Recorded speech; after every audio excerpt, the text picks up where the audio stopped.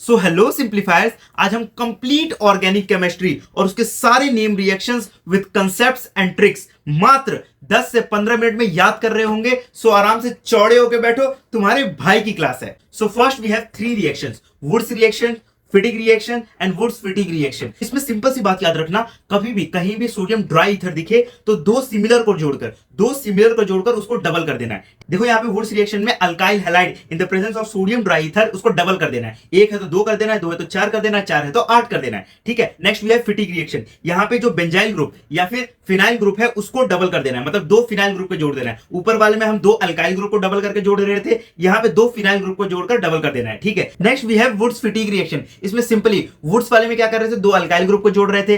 फिटिग वाले में क्या कर रहे थे, 2 बेंजाइल ग्रुप को जोड़ रहे थे। तो वुड्स फिटिग में क्या करेंगे, एक अल्काइल ग्रुप लेंगे और एक बेंजाइल ग्रुप रखेंगे और उन दोनों को जोड़ देंगे, तो उसको क्या बोलेंगे, वुड्स फिटिग रिएक्शन। तो सिंपली इसमें ध्यान के रखना, कभी भी कहीं पे सोडियम ड्राई ईथर दिख जाए तो 2 सिमिलर को जोड़कर उसको डबल कर देना है। Next we have Kolbe electrolysis. ध्यान से देखो, इसमें भी चीजें डबल हो रही है, लेकिन इसमें ध्यान रखने वाली बात क्या है, कभी भी sodium salt of carboxylic acid में से इलेक्ट्रिक करंट पास करेंगे तो 2 अल्काइल ग्रुप जुड़कर डबल हो जाएंगे। सिंपल सी बात है, एक लाइन है, याद रखना, रिएक्टेंट में से एक कार्बन कम करके उसको डबल कर देना है। ठीक है, एक कार्बन हम कम क्यों कर रहे हैं, क्योंकि CO2 रिलीज हो रहा है। Got it. बाकी ये याद रखना कि एनोड पे क्या रिलीज होता है और कैथोड पे क्या रिलीज होता है, ये बार बार नीट पे पूछा जाता है। Next we have Franklin reaction. इसमें भी सिमिलर चीजें हैं, चीजें डबल हो रही हैं but in the presence of zinc. तो अभी तक हमने 5 रिएक्शन में क्या किया, सिंपली जो रिएजेंट है उसको पकड़ा और उसको डबल कर दिया। ठीक है, क्लियर, समझ में आया, चमका।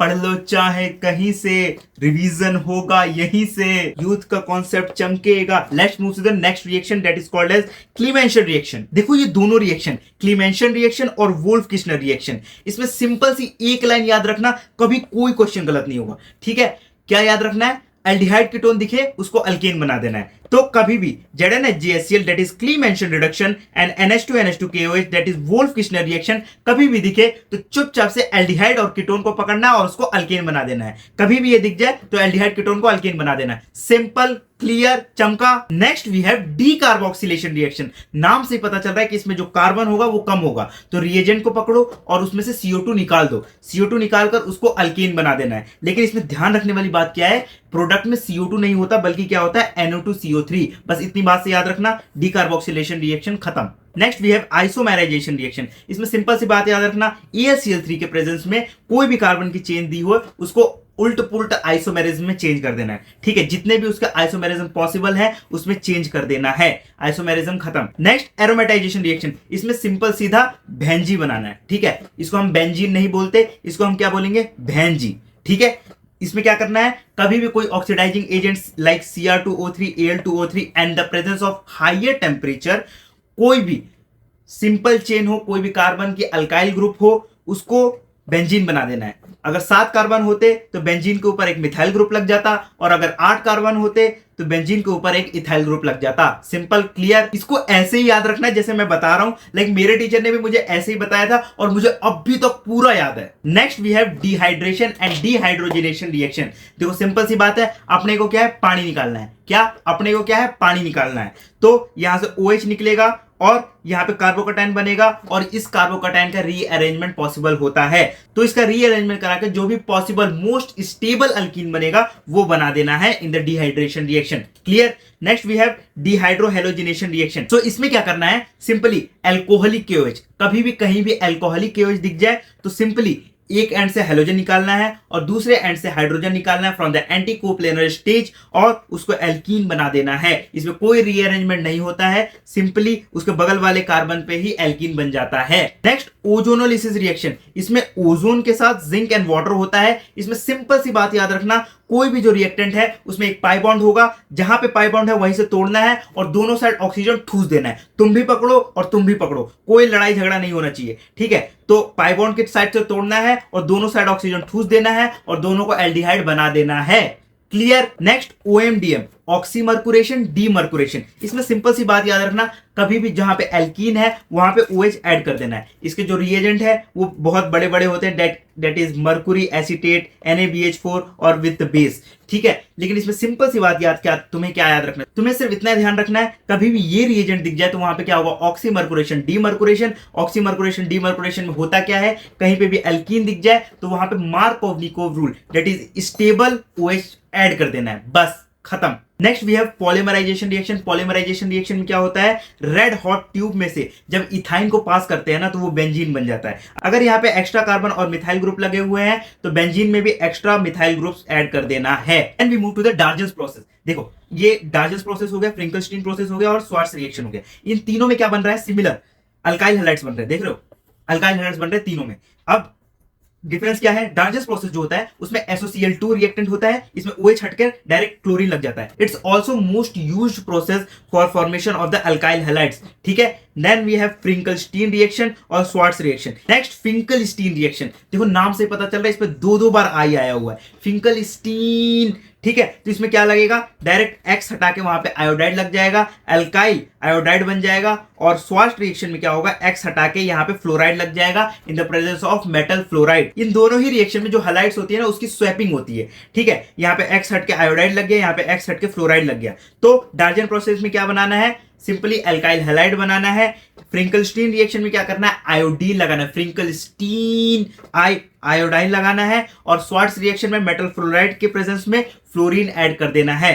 तीनों क्लियर, याद हो गया। Next we have Friedel Crafts reaction. देखो इसमें दो टाइप के होते हैं, एल्काइलेशन और acylation in the presence of AlCl3। दोनों ही AlCl3 के प्रेजेंस में होता है। इसमें सिंपल बात याद रखना, जो ये क्लोरीन है ना ये अपना इलेक्ट्रॉन लेगा और निकल जाएगा, यहाँ पे क्या बच जाएगा, कार्बोकैटायन, और दोनों ही कार्बोकैटायन को ले जाके बेंजीन पे अटैक करवाना है और वहां पे उसको जोड़ देना है। इसमें ध्यान रखने वाली बात क्या है, अगर यहाँ पे स्ट्रॉन्ग विड्रॉइंग ग्रुप अटैच है ना तो ये जो कार्बोकैटायन है वो यहाँ पे अटैक कर ही नहीं पाएगा, क्योंकि दोनों के पास इसको इलेक्ट्रॉन चाहिए, ये इलेक्ट्रॉन के खोज में घूम रहा है और ये इलेक्ट्रॉन खींच रहा है, तो इलेक्ट्रॉन कहां से आएगा, सिंपल सी बात है, थोड़ी सी बुद्धि लगाओगे ना तो कुछ भी चीजें रटने की जरूरत नहीं पड़ेगी। तो इन द प्रेजेंस ऑफ नाइट्रोबेंजीन ये अल्काइलेशन और एसाइलेशन रिएक्शन नहीं होते हैं, ठीक है। इसके लिए क्या फेवरेबल कंडीशन होगा, प्लस एम लगाने वाले जो बंदे होंगे, जो इलेक्ट्रॉन देने वाले बंदे होंगे, उसी के पास जाके इलेक्ट्रोफाइल अटैच होगा। Next we move to the Williamson ether synthesis. नाम से पता चल रहा है यहाँ पे क्या बनेगा, ईथर बनेगा, ठीक है। तो एल्कोक्साइड और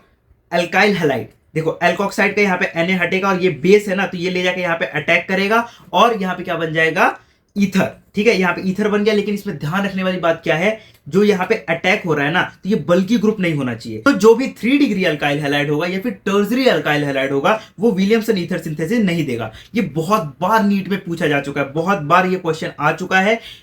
बात याद रखना, जो भी टर्सरी अल्काइल हैलाइड होगा या फिर बल्की अल्काइल हैलाइड होगा तो वो विलियमसन ईथर सिंथेसिस नहीं देगा। Next we have Rosenmund reaction. इसमें सिंपल सी बात याद रखना, कभी भी H2PD बेरियम सल्फेट दिख जाए, कभी भी H2PD बेरियम सल्फेट नींद में भी दिख जाए तो उसमें क्या करना है, बेंजाइल क्लोराइड को बेंजाइल्डिहाइड में चेंज कर देना है। उसके बाद आता है हमारे पास स्टीफेंस रिएक्शन। इसमें जो साइनाइड है उसको एल्डिहाइड में चेंज कर देना है। क्या, साइनाइड को एल्डिहाइड में चेंज कर देना है in the presence of SnCl2।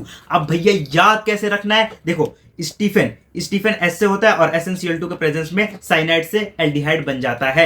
Stephen S for Stephen और SnCl2, क्लियर। अब आ गए हम हेलोफॉर्म रिएक्शन पे। It's one of the most important topic, हर साल इससे क्वेश्चन आता है, बहुत ध्यान से सुनना, पूरा याद करवा दूंगा। देखो इन the presence of halide and base ये रिएक्शन होता है। इसमें सबसे पहला क्वेश्चन क्या आता है कि कौन कौन हेलोफॉर्म देगा, ठीक है। कभी भी सिंपल सी बात याद रखना, ये जो COO ग्रुप है ना इसके बगल में अगर 3 अल्फा हाइड्रोजन है तो ये हेलोफॉर्म देगा। अगर ये COO के जस्ट बगल में 3 अल्फा हाइड्रोजन है तो वो हेलोफॉर्म रिएक्शन देगा। और इसमें बनता क्या क्या है, देखो इसमें जो मिथाइल ग्रुप है उसको हटा के तो क्लोरोफॉर्म बना देते हैं और ये जो बड़ा वाला ग्रुप है उसको सोडियम सॉल्ट बना देते हैं, क्लियर। अब इससे क्वेश्चन गलत करके आए ना तुम तो सर फोड़ दूंगा। तो इसमें सिंपल क्लोरीन दिया हुआ है तो क्लोरोफॉर्म बन जाएगा, ब्रोमीन दिया हुआ तो ब्लोरोफॉर्म बन जाएगा और आयोडीन दिया हुआ तो आयोडोफॉर्म बन जाएगा, क्लियर। नेक्स्ट डाउस प्रोसेस, ये सिंपल रिएक्शन है, OH जाएगा, अटैक करेगा, क्लोरीन निकलेगा और वहां पे जाके OH अटैच हो जाएगा।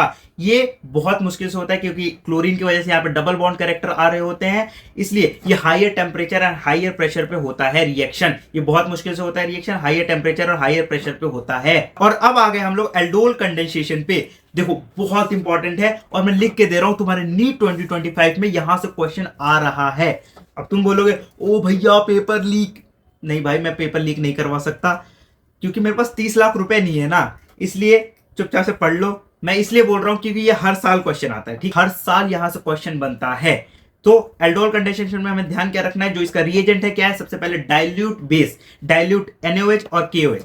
ओके, इसमें पहला क्वेश्चन क्या बनता है, कौन कौन एल्डोल कंडेंसेशन देगा, वो सारे एल्डिहाइड जिसमें मिनिमम कम से कम एक अल्फा हाइड्रोजन है वो सारे एल्डोल कंडेंसेशन देंगे, ठीक है। और दूसरा क्वेश्चन क्या बनता है, पूरा रिएक्शन प्रोडक्ट क्या बनेगा, ठीक है। ये बहुत कंफ्यूजिंग रिएक्शन है, बहुत सारे बच्चे गलत करते हैं, लेकिन मेरी एक सिंपल लाइन याद रखना, कोई क्वेश्चन आज के बाद तुम्हारा इससे गलत नहीं होगा। देखो ध्यान रखना, ये दो एल्डिहाइड्स के बीच में होता है, या तो इंटरमोलिकुलर होगा या इंट्रामोलिकुलर होगा। दो एल्डिहाइड्स लेने हैं तो एक एल्डिहाइड के अल्फा H हटा के दूसरे एल्डिहाइड पे अटैक करके उसको अल्कोहल बना देना है। देखो सिंपल सी एक लाइन है, कहीं पे भी स्टार मार्क करके लिख लेना, जहां पे भी एल्डोल कंडेंसेशन लिखा हुआ है, एक मॉलिक्यूल के बगल वाले कार्बन से अल्फा हाइड्रोजन हटा के वहां पे नेगेटिव चार्ज बनाना है और उसको दूसरे मॉलिक्यूल पे अटैक करवा के वहां पे उसको अल्कोहल बना देना है। देखो यहां पे सिंपल अल्कोहल भी बन गया और एल्डिहाइड भी, इसलिए तो इसको क्या बोलते हैं, एल्डोल। अल्कोहल भी है, एल्डिहाइड भी है, इसलिए इसको क्या बोलते हैं, एल्डोल कंडेंसेशन। Simple, clear. और अगर फर्दर हीट दिया हुआ है तो OH हटा के वहां पे डबल बॉन्ड लगा देना है। तो सिंपल एक लाइन याद रखना है, तुम्हारा पूरा एल्डोल कंडेंसेशन सॉल्व हो जाएगा कि एक मॉलिक्यूल के अल्फा हाइड्रोजन हटा के दूसरे मॉलिक्यूल पे अटैक करवा के उसको अल्कोहल बना देना है, और अगर हीट दिया हुआ है तो उसको OH हटा के वहां पे एल्कीन लगा देना है। क्लियर। नेक्स्ट कैनिजारो रिएक्शन, देखो जिसमें अल्फा H था उसने एल्डोल कंडेंसेशन दे दिया, जिसमें अल्फा H नहीं होगा वही सिर्फ कैनिजारो रिएक्शन देंगे, ठीक है। तो पहला क्वेश्चन, कौन कैनिजारो रिएक्शन देगा, जिसमें अल्फा H नहीं है वो कैनिजारो रिएक्शन देगा इन द प्रेजेंस ऑफ बेस। तो यहां देखो बहुत सिंपल है, एक भी क्वेश्चन गलत नहीं होगा। देखो जो भी रिएक्टेंट दिया हुआ है ना, उसके एक मोल को ऑक्सीडाइज करके लिख देना है और एक मोल को रिड्यूस करके लिख देना है। ये एक रिडॉक्स रिएक्शन होता है, Cannizzaro is a redox reaction. Reactant के एक मोल को ऑक्सीडाइज करके एसिड बना देना है और एक मोल को रिड्यूस करके अल्कोहल बना देना है। सिंपल, चमक गया, पूरा क्लियर, एक भी क्वेश्चन गलत नहीं होगा अब इसके बाद। तो मेरी बात ध्यान रखना, तुम चीजों को, कंसेप्ट्स को क्वेश्चन के अप्रोच से पढ़ा करो, क्वेश्चन के अप्रोच से देखा करो कि मेरे पास एग्जाम में ऐसा क्वेश्चन आएगा तो मैं इसको कैसे भी जल्दी से जल्दी सही आंसर कैसे निकाल पाऊं, that should be your approach, ठीक है। बाकी कुछ मैटर नहीं करता। अब नेक्स्ट दिया है HVZ रिएक्शन। इसमें सिंपल याद रखना, जो अल्फा कार्बन है ना वहां पे क्लोरीन ऐड कर देना इन the presence of chloride and red phosphorus. Next दिया हॉफमैन ब्रोमामाइड रिएक्शन, नाम से पता चल रहा है ब्रोमीन और अमाइड प्रेजेंट होगा। इसमें सिंपल याद रखना है, अमाइड में से CO निकालकर जो अमाइन है उसको डायरेक्टली जोड़ देना है, ठीक है। क्लियर। हॉफमैन ब्रोमामाइड में क्या करना है, CO निकालकर अमाइन डायरेक्टली जोड़ देना है। क्लियर। के बाद आता है हमारे पास तीन similar reaction, that is Balz Schiemann reaction, Sandmeyer reaction और गैटरमैन रिएक्शन। देखो इसमें सिंपल है, जो डाइओजोनियम आयन है उसको हटा के यहाँ पे फ्लोरीन लग जाएगा, यहाँ पे डाइओजोनियम आयन को हटा के क्लोरीन लग जाएगा in the presence of CuCl2, और गैटरमैन रिएक्शन में डाइओजोनियम आयन को हटा के क्लोरीन लग जाएगा in the presence of CuHCl। तो इसको इसी फॉर्मेट में याद रखना। मुझे पता है तुम लोगों ने पहले से भी नेम रिएक्शंस और जगह लिखे होंगे अपने नोट्स में, लेकिन प्लीज इस वीडियो को रोककर कमेंट कर देना, मैं तुम्हें ये PDF सेंड कर दूंगा। प्लीज आधा घंटा लगाकर ये सेम PDF अपने एक पेज पे लिख लेना और उसको साइड में रख देना, रोज एक बार रिवाइज कर लेना, तुम्हें पूरा रिएक्शन याद हो जाएगा।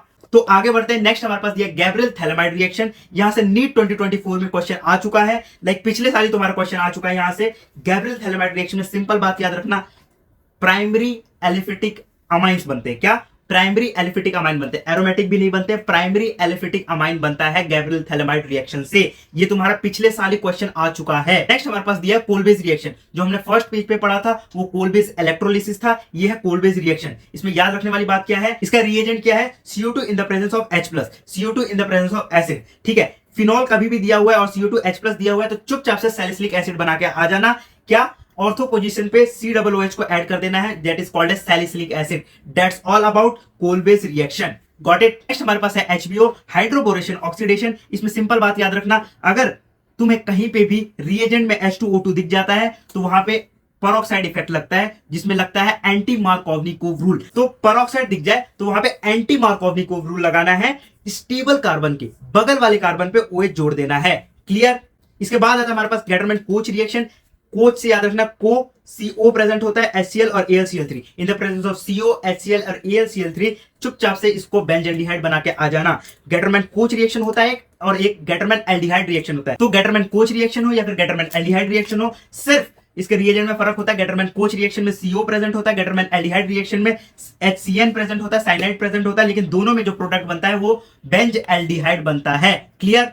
Next we came to the Reimer Tiemann reaction. It's a very important reaction, बहुत बार पूछा जाता है, तुम इसको VVIP में लिख लेना। कभी भी फिनॉल दिख जाए और CH-Cl3KOH दिख जाए तो चुपचाप से सैलिस एल्डिहाइड बना देना, ऑर्थो पोजीशन पे एल्डिहाइड ऐड कर देना। इसमें एक और केस आता है कि CH-Cl3 की जगह CCl4 दिया हुआ है तो वहां पे सैलिस एल्डिहाइड की जगह सैलिसिलिक एसिड बन जाता है। और लास्ट हमारे पास दिया है कार्बाइल अमाइन रिएक्शन। देखो, इसको आइसोसाइनेट टेस्ट भी बोलते हैं। इसमें कौन कौन देता है? प्राइमरी एरोमेटिक अमाइन और एलिफेटिक अमाइन।